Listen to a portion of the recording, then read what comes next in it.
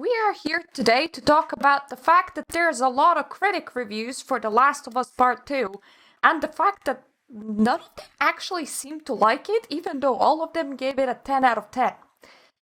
This little Twitter thing sums it up perfectly fine, but I also went into Metacritic, and I went through like the top reviews, and half of them were not in English, so I just had to discard it. But I found 3 reviews at the very top of Metacritic by critics that I went through, read it all, and analyzed in order to present to you here. But to sum up, this is actually a very good sum up. In short, The Last of Us Part 2 put me through hell. I did not enjoy it. I wasn't supposed to. I was affected by it. Like no game before. I am in awe of it. I am recovering from it. 5 out of 5. Well, I am very, very sorry, Jeff Kanata, but indeed games are made to be enjoyed.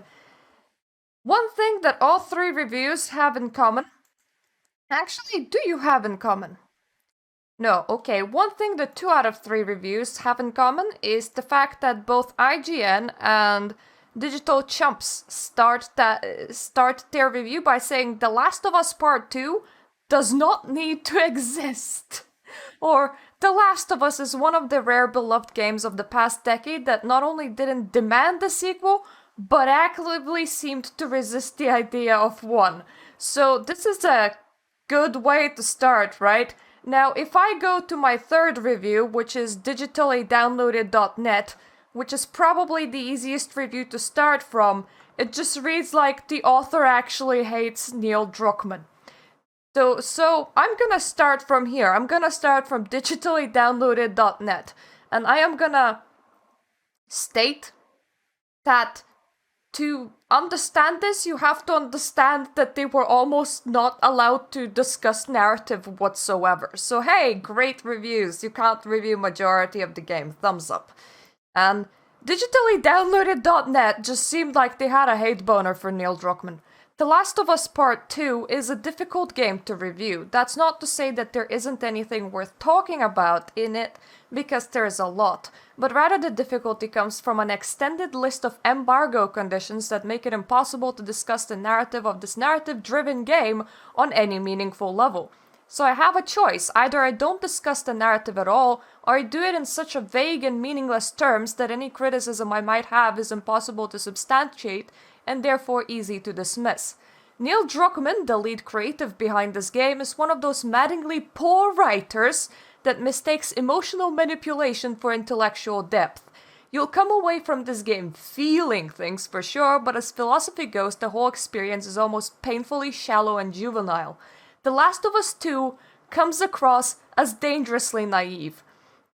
To try and go further with the analysis of the narrative would be to provide poor, unsubstantiated criticism, since I would be leaving you with more questions than holes that I'm able to fill, and I would certainly be unable to defend my positions via narrative evidence. If I was a betting man, I would even be inclined to throw the dice at the idea that embargo conditions are there precisely because Sony is aware that down the track the discussion of The Last of Us 2 will transition to deconstruction of its failings as a narrative.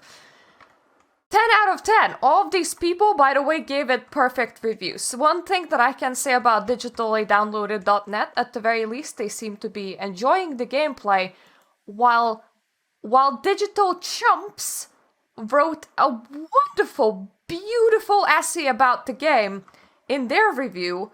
They seem to have enjoyed, honestly, not a single point of it.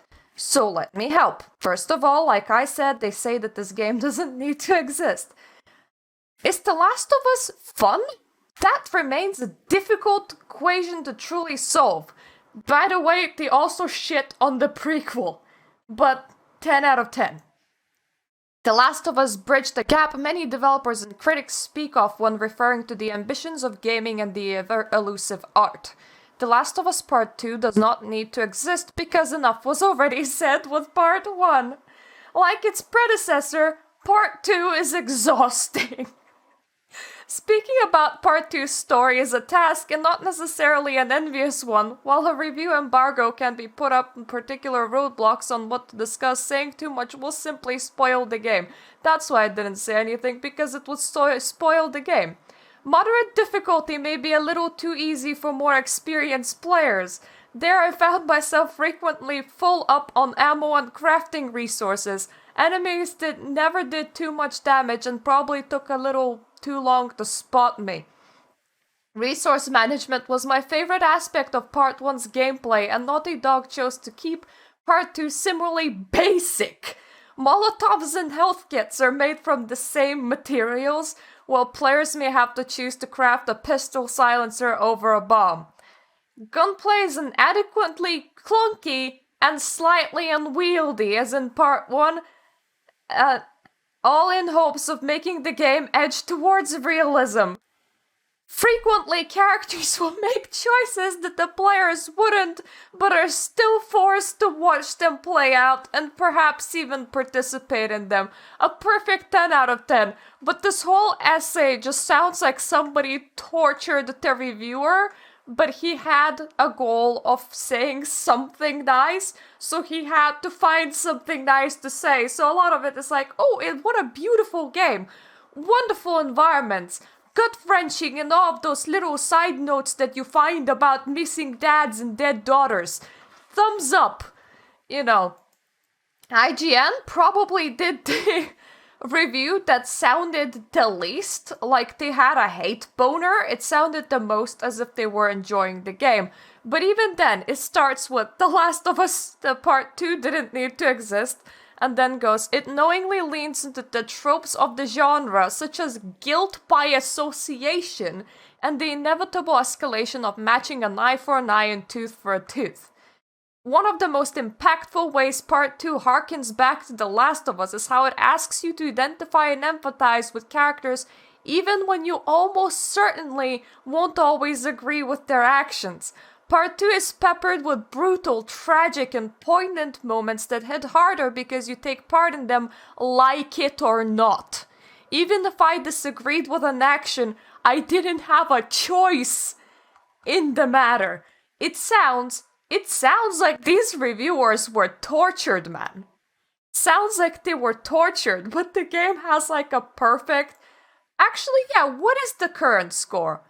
96 out of 100 based on 89 critic reviews, and every single one that I have read reads exactly like Jeff Kanata's tweet of I didn't enjoy it, but I wasn't supposed to. Good game. I gotta tell you, if I was reading reviews like that, I have absolutely no wish to purchase it, honestly.